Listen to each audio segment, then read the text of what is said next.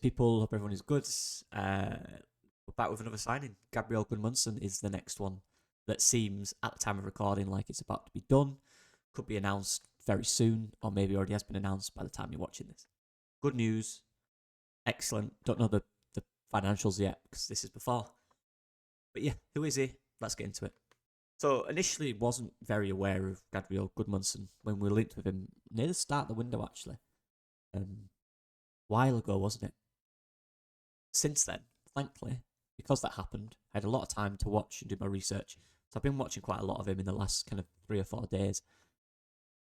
I made one mistake, and that was the first game I managed to find was Lille versus Liverpool in the Champions League this season. So he was up against Mo Salah and a very informed Liverpool, and it was tough. Mo Salah rang him ragged for 45 minutes, maybe longer. It wasn't necessarily like he put him on his backside or he did this and that. It's just the pure agility of Mohamed Salah in 1v1s. His ability to just burst a pace and just beat a man is...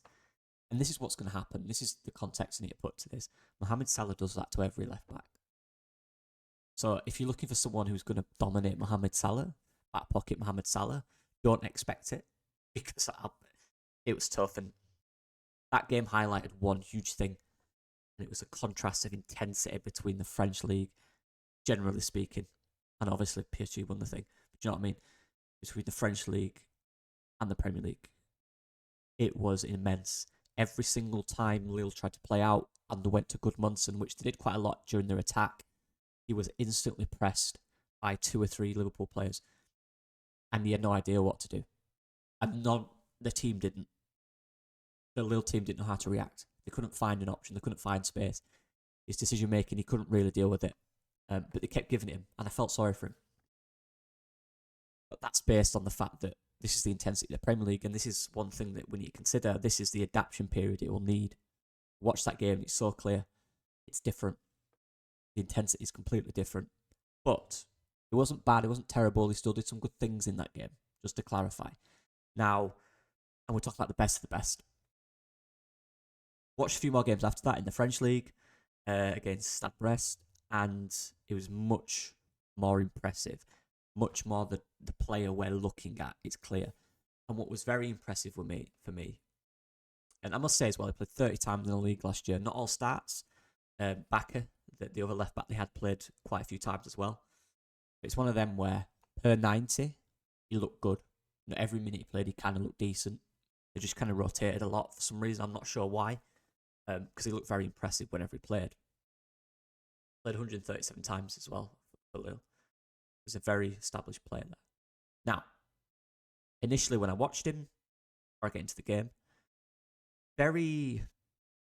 I like his profile in terms of his physical stature.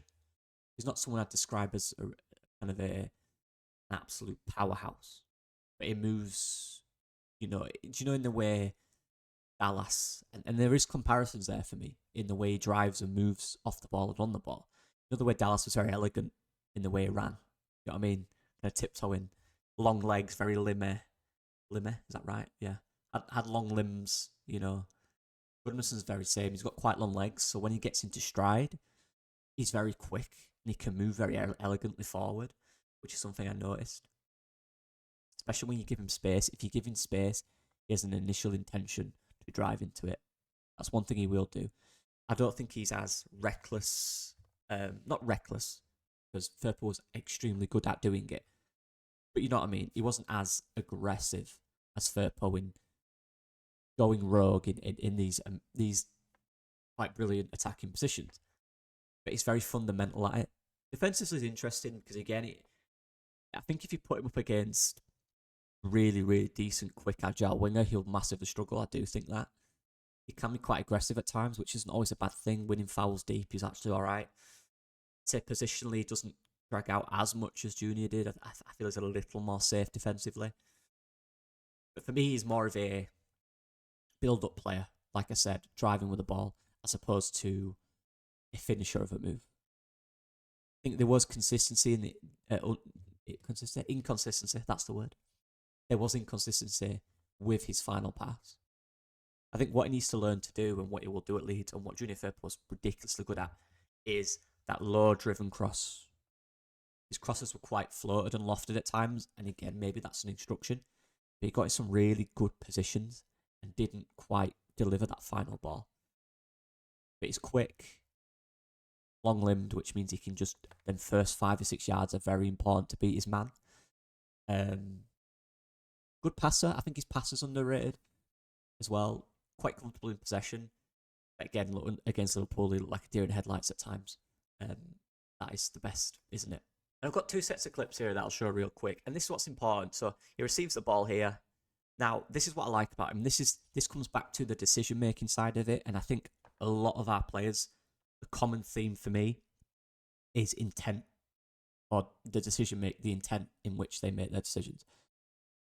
This guy, again, he's not a guy that hesitates. He likes to make decisions quickly. The second he got this ball, his first touch was to take it forward.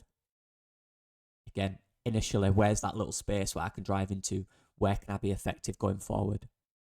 Forward thinker is very important. We're looking for players who have that, maybe not as reckless, knowing that we'll have to get back quick because we're against good teams. So that's what I really enjoyed. And again, look, drives that ball. So from this position, his first touch, the second touch is already past the defender. Again, you can tell from here, look, very, very long limbs, very long legs, which helps in close situations, in driving past people the first 3 or 4 yards. Very important. And what he does is, he drives into this space, gives the ball out to this guy. But again, I haven't got it because I can't show it, but he attacks the box. There he's in the box after the move. This guy crosses it. But after this, Gudmundsson is attacking this space, attacking the forward space, trying to finish the move. But the key part is, this is the decision he makes. The decision making to go forward straight away and drive at the defenders. And there he is in the box at the end. And then the second clip is very similar, but from deeper. And one thing I noticed about him as well, this comes to attacking intent. I've not got a clip of it, but his position play was very important. When Lille was in possession, it was always, always, always between the attacker and the midfield. Always. That's conscious, obviously. When you're attacking fullback, you always want to be on the blind side or in between to give them a decision to make as to who goes, who presses, who marks. And that's something I like, and it draws different lines out. If you're already beyond, yeah, you're higher up, but you're kind of already in the space, the two of us. Whereas if you're a bit in between, you're drawing this guy out, which can create more space in here. So I like his decision-making in positional play as well. He gets the ball here. Again, first 5 or 6 yards, I'm driving into this space. There the midfielder comes out. Here we go. Has the ball here. There's the midfielder drawn out. Gives it to this guy who gives it out wide. This is the key part. So initially, he's done the drive. Boom, boom, boom. Gives the ball to this guy who passes it out wide. He doesn't stop there. Again, attacking intent. The second he passes that ball, there he is, attacking that back line. This is his move. From deep. You give him this space, he will drive, and he'll drive quickly, and he'll be direct. But not only that, when the ball's gone, he'll then attack the space. The decision making is very good, very impressive. There we go. Ball comes back round to him, gets the ball in an advantageous position. Now again, the cross could have been better. Also, the attacking movement. There wasn't a lot of players in the box. It was a very quick move. It's just so the players didn't quite have time to get into the box, but we'll assume we will have that. But this is where you need your fullbacks. I know people are going to say, look, we need to be more defensive in our fullbacks. There needs to be a balance. We need to score goals. Everyone, about how big and how strong we are, we need to score as well. We're not going to stay in this league if we don't score. I actually think we need to score a lot of goals. It's important. So we need fullbacks that can get in these positions. We need attackers that can attack the box. We need players who are willing to take a little bit of risk to score a goal. We're in the Premier League. We can't just defend. We're not going to just defend. That's not us. That's not how we play. We will adapt the way we play, hopefully. We have adjustments in the way we play, but the fundamental things will be the same. The fullbacks will need to attack. Yeah, the striker will need to score. The wingers will need to be creative. The two middle ones will need to be very solid, retain the ball. That is not going to change.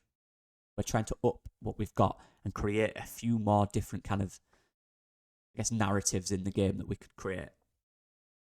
A few more styles, a few more adjustments with better players. So it is important that we attack. So yeah, definitely a player for me. It's grown on me a lot. Again, I made the mistake of watching the first game against Liverpool, and that is something to come. But again, that's the first game he's played against Liverpool. It's about adjusting to the Premier League, adjusting to the intensity. Again, like I said, it's very versatile. He's played in his career. He's played quite a lot on each side. He's played in back threes, so the wing back, or he's played in a back four as a left back, which obviously do for us. Or particularly in attacking situations, actually, we play with a three at the back, don't we? And then the fullbacks get really high, so that will be the same, which is good. He's versatile. He's a strong physical fundamental. A strong physical, what's the word? Fundamentals. I love that word. Yeah, so, and he's good on the ball. There is improvements. The intensity is going to be interesting. The bravery, let's see how that adjusts to the Premier League when everyone's a bit quicker, a bit, you know what I mean? And then working on that final ball is something that I think he needs to do. Something that but you can work on that. That's about areas. That's just about understanding when you get this ball here, this is the area you need to go in, and that's just repetition at training. So hopefully you can do that. I'm, as usual, the meme now, I'm sure, but I'm happy with it. There's always a risk. There's always a what if with players abroad. That game against Liverpool shows there is an adjustment period. Going to training with guys who play in the Premier League, this is why it's important to me. Adapting and getting these players ready for the first Premier League season is really important, that you have proven Premier League players.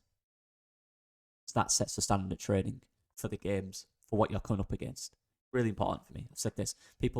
I've seen some people online say you don't need this. Personally, I think it's ridiculous. It's so important that you get experience. Good experience that's won things. Or being a big part of a team is really important. So, yeah, Gabriel Gudmundsson. Good. Happy. Let's go. Next one. See you guys in a bit. Bye-bye.